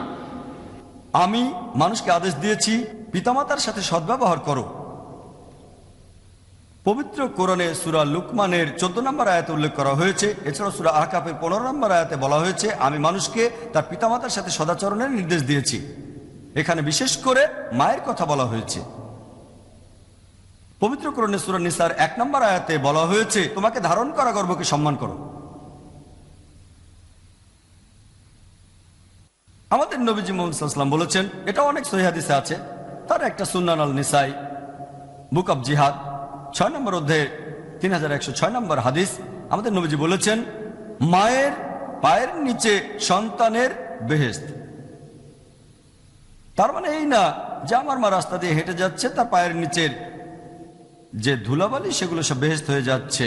নবীজি যখন বলেছেন মায়ের পায়ের নিচে সন্তানের বেহেশত, এটা দিয়ে তিনি বুঝিয়েছেন যদি আপনার মাকে ভালোবাসেন, যদি তাকে শ্রদ্ধা করেন, যদি মায়ের প্রতি অনুগত থাকেন, যদি মায়ের প্রতি দয়া দেখান, ইনশাল্লাহ আপনি বেহেশতে যেতে পারবেন। সহিহ বুখারীর একটা হাদিস, 8 নম্বর খণ্ড, বুক অব আদাব, বুক অব গুড ম্যানার্স, 2 নম্বর অধ্যায়ের হাদিস নাম্বার 2, সহিহ বুখারীর নতুন এডিশনে, এটা 5971 নম্বর হাদিস। একজন লোক নবীজির কাছে এসে জিজ্ঞেস করল, এই পৃথিবীতে কাকে সবচেয়ে বেশি ভালোবাসা সহানুভূতি দেখাবো? নবীজি উত্তরে বললেন, তোমার মাকে। লোকটা জিজ্ঞেস করলো, এরপর কাকে? নবীজি বললেন, তোমার মাকে। লোকটা জিজ্ঞেস করলো, এরপর কাকে? নবীজি আবারও বললেন, তোমার মাকে। লোকটা জিজ্ঞেস করলো, এরপর কাকে? নবীজি তখন বললেন, তোমার বাবাকে। তার মানে ভালোবাসা আর সহানুভূতির 75% পাচ্ছেন মা, আর বাবা পাচ্ছেন 25%। ভালোবাসা সহানুভূতির 4 ভাগের 3 ভাগ পাচ্ছেন মা, আর 4 ভাগের 1 ভাগ ভালোবাসা পাচ্ছেন তার বাবা। অন্য কথায়, মা এখানে পাচ্ছেন গোল্ড মেডেল, তারপর পাচ্ছেন সিলভার মেডেল, এরপর ব্রোঞ্জ মেডেলটাও পাচ্ছেন। বাবাকে শুধু একটা সান্ত্বনা পুরস্কার নিয়েই সন্তুষ্ট থাকতে হচ্ছে। আসুন এবারে ইসলাম ধর্মে বোনের অধিকার নিয়ে কথা বলি। পবিত্র কোরআনের সূরা তাওবার 71 নম্বর আয়াতে উল্লেখ করা হয়েছে, والمؤمنين والمؤمنات بعضهم أولياء بعض, অর্থাৎ মুমিন পুরুষ এবং মুমিন নারী তারা একে অপরের বন্ধু। তার মানে তারা একে অন্যকে সহযোগিতা করে, স্বামী স্ত্রী না হলে তারা অনেকটা ভাই বোনের মতো। আমাদের নবীজি মুহাম্মদ সাল্লাল্লাহু আলাইহি সাল্লাম নারীদেরকে বলেছেন শাকাত। এই আরবি শাকাত শব্দের অনেকগুলো অর্থ, একটা হচ্ছে বোন, আরেকটা অর্থ হচ্ছে অর্ধেক। আর আমরা জানি পৃথিবীতে যত মানুষ আছে মোটামুটি ভাবে তার অর্ধেক হচ্ছে পুরুষ আর অর্ধেক মহিলা, অর্ধেক পুরুষ আর বাকি অর্ধেক মহিলা। আর আমাদের নবীজি মহিলাদেরকে বলেছেন বোন। ইসলামে নারীদেরকে সামাজিক অধিকার দেওয়া হয়েছে। এখন আপনি কি বলবেন, ইসলাম ধর্মে নারীদের অধিকার কি রক্ষা করা হয় নাকি তাদের অত্যাচার করা হয়? আসুন এবারে ইসলামে মহিলাদের শিক্ষার অধিকার নিয়ে বলি। আল্লাহ সুবহানাহু ওয়া তাআলা মানুষ জাতির উদ্দেশ্যে তার সর্বশেষ ও চূড়ান্ত আসমানি কিতাব পবিত্র কোরআনে প্রথম যে আদেশটা দিয়েছেন, সেই আদেশটা নামাজ পড়ার ব্যাপারে নয়। সেখানে যাকাত দেওয়ার কথা বলেননি, রোজা রাখার কথা বলেননি। প্রথমেই বলেছেন ইকরা, অর্থাৎ পড়ো, ঘোষণা করো, পুনরাবৃত্তি করো। পবিত্র কোরআনের যে 5টা আয়াত সবার প্রথমে নাজিল হয়েছিল, কোরআনে সূরা ইকরার 1 থেকে 5 নম্বর আয়াতে উল্লেখ করা হয়েছে, ইকরা বিসমি রাব্বিকাল্লাযী খালাক, খালাকাল ইনসানা মিন আলাক, ইকরা ওয়া রাব্বুকাল আকরাম আল্লাযী আল্লামা বিল কালাম, আল্লামাল ইনসানা মা লাম ইয়ালাম। পড়ো, পাঠ করো, ঘোষণা করো তোমার প্রতিপালকের নামে যিনি সৃষ্টি করেছেন। সৃষ্টি করেছেন মানুষকে ঝুলে থাকা একটা বস্তু থেকে, জোকের মতো বস্তু থেকে। পাঠ করো তোমার প্রতিপালকের নামে যিনি মহিমান্বিত, যিনি মানুষকে কলমের সাহায্যে শিক্ষা দিয়েছেন। শিক্ষা দিয়েছেন মানুষকে যা সে জানতো না। পবিত্র কোরআনে আল্লাহ মানুষকে প্রথম যে নির্দেশটা দিয়েছেন সেটা হলো পাঠ করো, আর এটা পুরুষ নারী উভয়ের জন্যই। আমাদের নবীজি মুহাম্মদ সাল্লাল্লাহু আলাইহি ওয়াসাল্লাম বলেছেন, এই সহিহ হাদিসটা আছে ইবনে মাজাহ 224 নম্বর হাদিস। আমাদের নবীজি বলেছেন, তালাবুল ইলম ফরিদাতুন আলা কুল্লি মুসলিম, জ্ঞান অর্জন করা প্রত্যেক মুসলিম পুরুষ এবং নারীর জন্য বাধ্যতামূলক। নবীজি বাবা মাকে নির্দেশ দিয়েছেন ছেলে মেয়ে উভয়কে শিক্ষা দেওয়ার জন্য, বিশেষ করে মেয়েদেরকে শিক্ষা দেওয়ার জন্য। প্রত্যেক স্বামীর দায়িত্ব তাদের স্ত্রীদের শিক্ষিত করে তোলা, বিশেষ করে ধর্মীয় শিক্ষায়। যদি স্বামী এটা না করে তাহলে সে স্ত্রী কোর্টে গিয়ে কাজীর কাছে শিক্ষার দাবি করতে পারে। যদি স্বামী নিজে শেখাতে না পারে তাহলে সে তার স্ত্রীকে শেখানোর ব্যবস্থা করে দেবে। সহিহ বুখারীর একটা হাদিস, এটা সহিহ হাদিস। এক মহিলা নবীজির কাছে আসলো, তারপর বলল, আপনার চারপাশে সবসময় পুরুষরা থাকে, আমাদেরকেও কিছুটা সময় দেন আপনি। নবীজি রাজি হলেন। তারপর থেকে মহিলাদের শিক্ষিত করার জন্য কিছুটা সময় দিলেন তিনি। নবীজি নির্দেশে অনেক সাহাবীও বিশেষ করে মহিলাদের শিক্ষা দিতেন। আপনারা যদি ইসলামের ইতিহাস পড়েন, 1400 বছর আগে সেই অজ্ঞানতার যুগে, ইয়ামুল জাহেলিয়ায়, সেই সময়ে এরকম অনেক মহিলা ছিলেন, অনেক মহিলা যারা বিশেষজ্ঞ ছিলেন। এর সবচেয়ে সেরা উদাহরণটা হলো আয়েশা বিনতে আবু বকর রাদিয়াল্লাহু আনহা, আমাদের নবীজির স্ত্রী। তার খুব বিখ্যাত একজন ছাত্রী, তার নাম হলো আরওয়া রাদিয়াল্লাহু আনহা। তিনি বলেছেন, আয়েশা রাদিয়াল্লাহু আনহার চেয়ে বড় কোনো বিশেষজ্ঞকে আমি দেখিনি পবিত্র কোরআনের শিক্ষার উপর, ফরজ পালনের উপর, হালাল এবং হারাম জিনিসের উপর, সাহিত্য আর কবিতার উপর, আরব ইতিহাস আর বংশলতিকার উপর। আর আপনারা যদি আয়েশা রাদিয়াল্লাহু আনহার সিরাত পড়েন, তাহলে দেখবেন যে নবীজির ইন্তেকালের পর তিনি অনেক দিন বেঁচে ছিলেন। তিনি অনেক সাহাবীকেও পথ নির্দেশ দিয়েছেন। এছাড়াও তিনি খোলাফায়ে রাশেদিনদের সবাইকে গাইড করেছেন। অনেক সময় বিদেশি লোকজন নবীজির কাছে এসে ঔষধপত্র ইত্যাদি নিয়ে আলোচনা করত। আয়েশা রাদিয়াল্লাহু আনহার স্মরণশক্তি খুবই ভালো ছিল, তিনি সেগুলো মনে রাখতেন। তিনি ম্যাথসের উপরও একজন এক্সপার্ট ছিলেন। আর নবীজির ইন্তেকালের পর অনেক সাহাবী তার কাছে আসতেন, বিশেষ করে উত্তরাধিকারের ব্যাপারে, সম্পত্তি ভাগের ব্যাপার নিয়ে, কারণ তিনি অঙ্কে খুব ভালো ছিলেন। ইতিহাস পড়লে দেখবেন তিনি অনেক বিশেষজ্ঞকে শিক্ষা দিয়েছেন।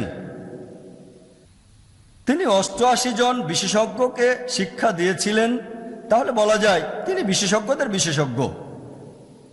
আর শুধুমাত্র তার তদারকিতে 2210টা হাদিস লিপিবদ্ধ করা হয়েছে। আয়েশা রাদিয়াল্লাহু আনহা নিজেই এগুলোর বর্ণনা দিয়েছেন।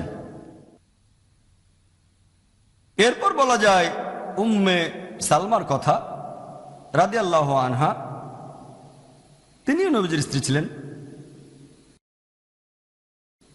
আর ইমাম আল নওভীর মতে উম্মে সালমা শিক্ষিত মহিলাদের মধ্যে সবচেয়ে জ্ঞানী ছিলেন। আর ইবনে হাজার, তার মতে উম্মে সালমা ইসলামের একজন অথরিটি। এছাড়াও আছেন সাফিয়া রাদিয়াল্লাহু আনহা, তিনিও নবীজির স্ত্রী। ইমাম নওভী তাকে বলেছেন একজন জ্ঞানী মহিলা। এছাড়াও সে সময় ছিলেন ফাতিমা বিনতে কায়েস, তিনি নবীজির একজন সাহাবিয়া ছিলেন। তিনি অনেক কিছু জানতেন। তিনি এতটাই জ্ঞানী ছিলেন যে একবার ফিকা নিয়ে আলোচনা হচ্ছিল, তখন একটা মত দিলেন। তখন হযরত আয়েশা রাদিয়াল্লাহু আনহা আর হযরত ওমর রাদিয়াল্লাহু আনহু তারা আপত্তি জানালেন, কিন্তু ভুল প্রমাণ করতে পারেননি তারা। তিনি এতটাই জ্ঞানী ছিলেন। এছাড়াও বলা যায় উম্মে সুলাই রাদিয়াল্লাহু আনহার কথা। তিনি ছিলেন হযরত আনাস রাদিয়াল্লাহু আনহুর মা। তিনি খুব বিখ্যাত সাহাবী ছিলেন। ইবনে হাজারের কথা অনুযায়ী তিনি বলেছেন যে ইনি খুব জ্ঞানী মহিলা ছিলেন। ইমাম আল নওভী তাকে বলেছেন ইসলামের অথরিটি। এরপর উম্মে তারদার কথা বলা যায়। তিনি আবু তারদার স্ত্রী ছিলেন। ইমাম বুখারী তিনি সহিহ বুখারীতে উম্মে তারদাকে বলেছেন হাদিসের উপর একজন অথরিটি। এরপর আরো বলা যায় সাইদা নাফিসার কথা। সাইদা নাফিসা তিনি খুব জ্ঞানী ছিলেন, আর অনেককেই তিনি শিক্ষা দিয়েছেন। তার ছাত্রদের একজন হলেন ইমাম শাফি রহিমুল্লাহ। এছাড়াও বলা যায় আয়েশা বিনতে সাদের কথা। ইনিও জ্ঞানী ছিলেন, তিনি ছিলেন একজন বিশেষজ্ঞ। আর তার ছাত্রদের মধ্যে একজন হলেন ইমাম মালিক রহিমুল্লাহ। চিন্তা করেন সেই অজ্ঞতার যুগে ইয়ামুল জাহেলিয়ায় অনেক মহিলা ছিলেন যারা বিশেষজ্ঞ। সেই আমলে মানুষ পড়াশোনাই করতো না আর চিন্তা করেন সে আমলে এমন অনেক মহিলা বিশেষজ্ঞ ছিলেন। আসুন এবারে ইসলামে নারীর আইনগত অধিকার নিয়ে আলোচনা করি। আইনের চোখে পুরুষ নারী উভয়ই সমান। যদি তারা কোনো অন্যায় করে থাকে দুজনেই সমান শাস্তি পাবে। যেমন ধরেন একজন পুরুষ কোনো নারীকে হত্যা করলে সেই পুরুষকে মৃত্যুদণ্ড দেওয়া হবে, একজন নারী কোনো পুরুষকে হত্যা করলে তাকে মৃত্যুদণ্ড দেওয়া হবে কিসাসের আইন অনুযায়ী। পবিত্র কোরআনে সূরা বাকারার 178 ও 179 নম্বর আয়াতে এটা আছে। এছাড়াও যদি শরীরের কোনো অঙ্গ ক্ষতিগ্রস্ত হয়, হতে পারে সেটা তার চোখ, কান অথবা হাত, হতে পারে সে পুরুষ অথবা নারী, ছেলে অথবা মেয়ে, দুজনের ক্ষেত্রে একই শাস্তি। আবার ধরেন কেউ কাউকে হত্যা করলো আর নিহতের পরিবার যদি এর বদলে ক্ষতিপূরণের টাকা নিতে রাজি হয়, তখন এটা ব্যাপার না যে কে ক্ষমা করছে, পুরুষও হতে পারে নারীও হতে পারে, উভয়ই সমান এবং উভয়েরই ক্ষমা করার অধিকার আছে। ইসলাম ধর্মে পুরুষ বা নারী অন্যায় করলে তাদের শাস্তি একই রকম হবে। পবিত্র কোরআনে সূরা মাইদার 38 নম্বর আয়াতে উল্লেখ করা হয়েছে, পুরুষ চোর এবং নারী চোর তাদের হাত কেটে ফেলো, এটাই আল্লাহ তাআলার পক্ষ হতে আদর্শ দণ্ড। যদি কেউ চুরি করে, হতে পারে সে পুরুষ অথবা মহিলা, দুজনের শাস্তি একই, হাত কেটে ফেলতে হবে। পবিত্র কোরআনে সূরা নূরের 2 নম্বর আয়াতে বলা হয়েছে, যে ব্যভিচার করেছে, হোক সে কোনো পুরুষ অথবা নারী, হোক সেটা কোনো মেয়ে অথবা ছেলে, প্রত্যেককে 100 করে কশাঘাত করবে। তার মানে যদি কেউ ব্যভিচার করে, হতে পারে সে মহিলা অথবা পুরুষ, দুজনের শাস্তি একই, 100 চাবুক। ইসলাম ধর্মে আইনগতভাবে পুরুষ এবং নারী সমান। ইসলামে মহিলাদের কোনো ব্যাপারে সাক্ষী হওয়ার অধিকার আছে। বেশিরভাগ ধর্মেই একজন মহিলা সাক্ষ্য দেওয়ার অধিকার পায় না। এমনকি ইহুদিদের মধ্যে মাত্র 50-60 বছর আগে 1950 সালের দিকে তারা আলোচনা করছিল যে মহিলাদের সাক্ষ্য দেওয়ার অনুমতি দেওয়া যায় কিনা। ইসলামে মহিলাদের এই সাক্ষী হওয়ার অধিকার দিয়েছে 1400 বছর আগে। আর কোরআন মহিলাদের রক্ষা করে। পবিত্র কোরআনে সূরা নূরের 4 নম্বর আয়াতে বলা হয়েছে, যদি কেউ কোনো মহিলার চরিত্র আর তার শালীনতার প্রতি অপবাদ দেয় আর 4 জন সাক্ষী আনতে না পারে, তাহলে তাকে 80টা কশাঘাত করবে। তার মানে আপনি যদি কোনো মহিলার চরিত্রের উপর অপবাদ দেন আর যদি 4 জন সাক্ষী আনতে না পারেন, আপনাকে 80টা চাবুক মারা হবে। ছোটখাটো অন্যায়ের ক্ষেত্রে 2 জন সাক্ষী লাগে, বড় অন্যায়ের ক্ষেত্রে 4 জন সাক্ষী। তার মানে এখনকার দিনে ব্যাপারটা খুবই কমন। সব সময় পুরুষ আর নারী একে অন্যকে অপবাদ দিচ্ছে। পুরুষরা মহিলাদের নামে বিভিন্ন খারাপ কথা বলে, অনেক মহিলাকে বলে পতিতা। কোন ইসলামিক দেশে যেখানে ইসলামিক শরিয়া চালু আছে, সেখানে যদি কোনো পুরুষ এমন কাজ করে, পতিতা বলে ডাকে, আর যদি 4 জন সাক্ষী আনতে না পারে, তাকে 80টা চাবুক মারা হবে। যদি 4 জন সাক্ষী আসে আর তার মধ্যে একজন মিথ্যা প্রমাণিত হয়, তাহলে প্রত্যেককেই 80 চাবুক মারা হবে। ইসলাম এভাবেই নারীদের রক্ষা করে থাকে। আমি পৃথিবীর কোনো আইনে দেখিনি, হোক সেটা আমেরিকায় বা ইংল্যান্ডে বা কানাডায় বা ইন্ডিয়াতেও, কোনো মহিলাকে অপবাদ দেওয়া হলো, যদি সেই মহিলা আদালতে গিয়ে অভিযোগ করে এই লোক আমাকে অপবাদ দিচ্ছে, আইন কি করতে পারে? আমি এমন কেসের কথা শুনিনি যেখানে অপবাদ দেওয়ার অপরাধে একজন পুরুষকে শাস্তি দেওয়া হয়েছে। কোনো শাস্তি নেই। কিন্তু ইসলামিক আইনে 80টা চাবুক, এই আইনটা যদি পৃথিবীর সব জায়গায় প্রয়োগ করা হয়, তাহলে পুরুষরা কোনো মহিলাকে অপবাদ দেওয়ার আগে 1000 বার চিন্তা করবে। এভাবেই ইসলাম নারীর অধিকারকে রক্ষা করে। পশ্চিমা দেশগুলোতে দেখবেন কোনো মহিলার বিয়ের পরে তার স্বামীর পদবি গ্রহণ করে থাকে।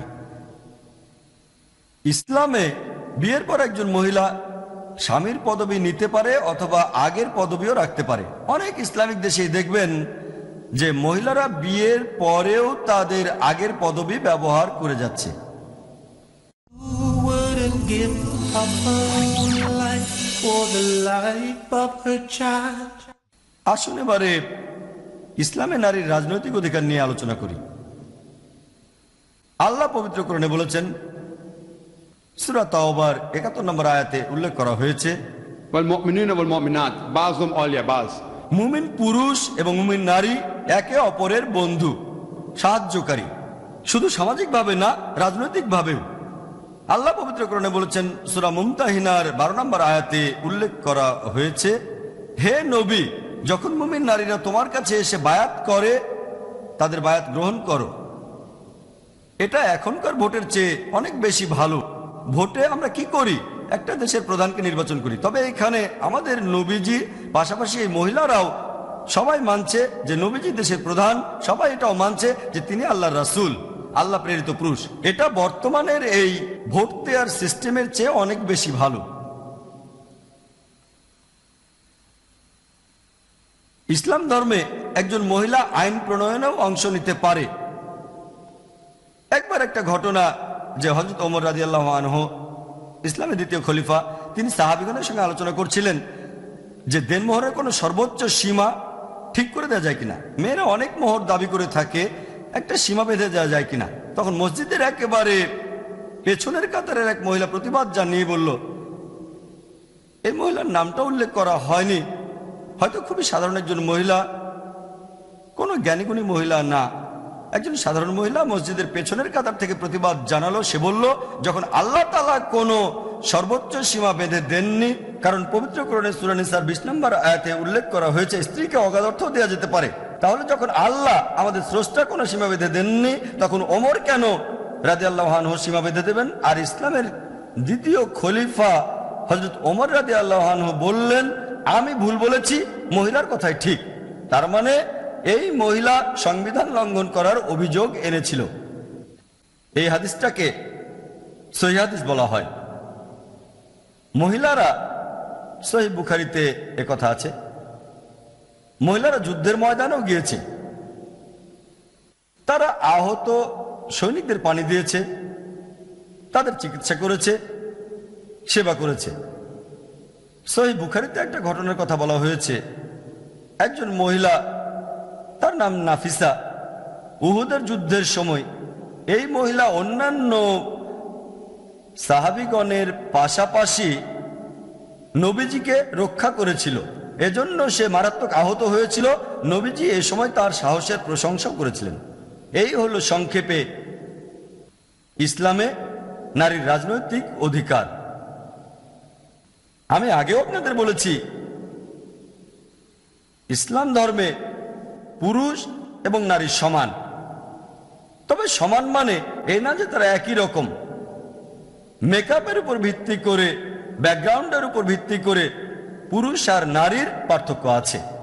শারীরিকভাবে, মানসিকভাবে, প্রাকৃতিকভাবে এরা আলাদা। এই মেকআপের উপর ভিত্তি করে আল্লাহ আমাদের জন্য নিয়ম ঠিক করে দিয়েছেন। আর পবিত্র কোরআন বলছে, সূরা নিসার ৩২ নম্বর আয়াতে উল্লেখ করা হয়েছে, আমাদের কারি ডক্টর ওসমান শুরুতেই আয়াতটা তেলাওয়াত করেছিলেন। তো সূরা নিসার ৩২ নম্বর আয়াতে বলা হয়েছে যে তোমরা লালসা করো না, এভাবে বলো না যে এটা ঠিক আর ওটা ভুল। তোমরা জানো না, আল্লাহ জানেন তোমাদের জন্য কোনটা ভালো। যেটাকে ভাবছো ভালো, সেটা ভালো নাও হতে পারে। যেটাকে ভাবছো খারাপ, হয়তো সেটাই তোমার জন্য ভালো। আপনারা যদি নুজিলে কোরআন পড়েন, এই আয়াতটা কেন নাজিল হয়েছিল? আয়াতটা নাজিল হয়েছিল কারণ নবীজির স্ত্রীগণ তার কাছে নালিশ করেছিলেন। তারা বলেছিলেন যে আমরাও কেন জিহাদে যেতে পারবো না, আমরা অধিকার চাই। তারপর সম্পত্তি ভাগের ব্যাপারেও আমরা সমান পাবো না কেন? আয়াতটা নাজিল হলো। আল্লাহ কারণটা জানেন, আপনি জানেন না। সম্পত্তি এভাবে ভাগ করার যুক্তিটা আপনাদের বলেছি। এখন মহিলারা জিহাদ করতে চায়, লড়াই করতে চায়। আমাদের নবীজি মুহাম্মদ সাল্লাল্লাহু আলাইহি ওয়াসাল্লাম বলেছেন, হযরত আয়েশা রাদিয়াল্লাহু আনহা তাকে জিজ্ঞেস করেছিলেন, আমরা কি জিহাদে যেতে পারি? এটা আছে সহিহ বুখারীতে। নবীজি বললেন, মহিলাদের জন্য শ্রেষ্ঠ জিহাদ হচ্ছে হজ পালন করা। আল্লাহ জানেন তাদের জন্য কোনটা ভালো। আর যেসব লোকজন ইসলাম এবং কোরআনের বিরুদ্ধে কথা বলে থাকে তারাও এটা জানে, কিন্তু স্বীকার করতে চায় না। এই পশ্চিমা বিশ্ব, পশ্চিমা মিডিয়া, এরা ইসলামের সমালোচনা করে। আমি এই পশ্চিমা বিশ্ব আর পশ্চিমা মিডিয়াকে বলছি, তারা বলে ইসলাম নারীকে নিচু করে রেখেছে, কিন্তু তারা আরো বেশি নিচু করে রেখেছে এই নারী জাতিকে। আমি একটা সহজ প্রশ্ন করি, যখন গেমস হয় তখন পুরুষ আর মহিলারা আলাদাভাবে অংশ নেয় কেন? অলিম্পিকে 100 মিটার দৌড়, পুরুষ আর মহিলারা কেন একসাথে দৌড়ায় না? কেন? ছেলে কেন আলাদা আর মেয়েরাও কেন আলাদা? তারপর সুইমিং, ফ্রিস্টাইল সুইমিং, পুরুষ আর মহিলারা একসাথে সাঁতার কাটে না কেন? তারপর ধরেন লন টেনিস আর badminton, men's badminton, women's badminton, কেন? অবশ্য মিক্সড আছে, মিক্সড ডাবল আছে, একজন পুরুষ একজন মহিলা, মানে একজন বড় আর একজন ছোট। মিক্সড ডাবল, দুজন পুরুষের বিরুদ্ধে দুজন মহিলা খেললো না কেন? একটা টিমে একজন পুরুষ একজন মহিলা, অন্য টিমে একজন পুরুষ একজন মহিলা। এক টিমে দুজন পুরুষ, অন্য টিমে দুজন মহিলা দিচ্ছেন না কেন? কারণ পশ্চিমা বিশ্ব জানে যে শারীরিকভাবে পুরুষ আর মহিলা আলাদা। এখন আপনারা অলিম্পিক কমিটির কাছে গিয়ে বলেন, আপনারা মেয়েদের ছোট করছেন কেন? পুরুষ মহিলা একসাথে দৌড়াচ্ছে না কেন? কোন মিডিয়া কি কখনো এইসব খেলাধুলার ব্যাপারে কোনো আপত্তি জানিয়েছে? না। তারপর বক্সিং ম্যাচ, পুরুষ আর মহিলারা কেন একসাথে বক্সিং করে না? তবে ধরেন আপনি পরীক্ষা দিচ্ছেন, ক্লাস 10 ছেলে মেয়ে একসাথে পরীক্ষা দেয়, গ্র্যাজুয়েশন পরীক্ষাতেও তারা একসাথে বসে, কারণ আমরা জানি হ্যাঁ পড়াশোনার কথা বলছেন, পুরুষ আর মহিলা সমান। তবে শারীরিকভাবে দেখলে তারা আলাদা। তারপর বিউটি কন্টেস্ট, মেয়েদের বিউটি কন্টেস্ট হয়, ছেলে মেয়ে একসাথে বিউটি কন্টেস্ট হয় নাকি কখনো? আপনারা কি এমন কোন বিউটি কন্টেস্টের কথা শুনেছেন যেখানে পুরুষ মহিলা একসাথে অংশ নিয়েছে? কখনো দেখেছেন? কেন? কারণ একটা মেয়ের সৌন্দর্য আর একটা ছেলের সৌন্দর্য আলাদা। এমনকি পশ্চিমা বিশ্ব সেটা জানে, কিন্তু তারা এটা স্বীকার করতে চায় না। তাহলে অনেক ক্ষেত্রে পুরুষ আর মহিলা একই রকম, অনেক ক্ষেত্রে একরকম না। তাহলে ক্ষেত্রগুলো দেখে আমাদেরকে বুঝতে হবে যে এখানে পুরুষ আর মহিলা আলাদা, এখানে পুরুষ মহিলা একরকম। আল্লাহর চেয়ে ভালো আর কে জানবে? আল্লাহ তাআলার চেয়ে তার সৃষ্টি সম্পর্কে ভালো আর কে জানবে? তিনি পবিত্র কোরআনে বলেছেন যে কোন কোন জায়গায় পুরুষ আর নারী সমান আর কোথায় আলাদা। সব মিলিয়ে পুরুষ এবং নারী সমান, তবে একরকম না। আমার লেকচার শেষ করার আগে আপনাদের সামনে আরেকটা উদাহরণ দেব। ধরেন একটা ক্লাসে দুইজন ছাত্র এ আর বি, দুজনেই পরীক্ষায় 100-র ভেতরে 80 নম্বর পেল আর দুজনেই ফার্স্ট হলো।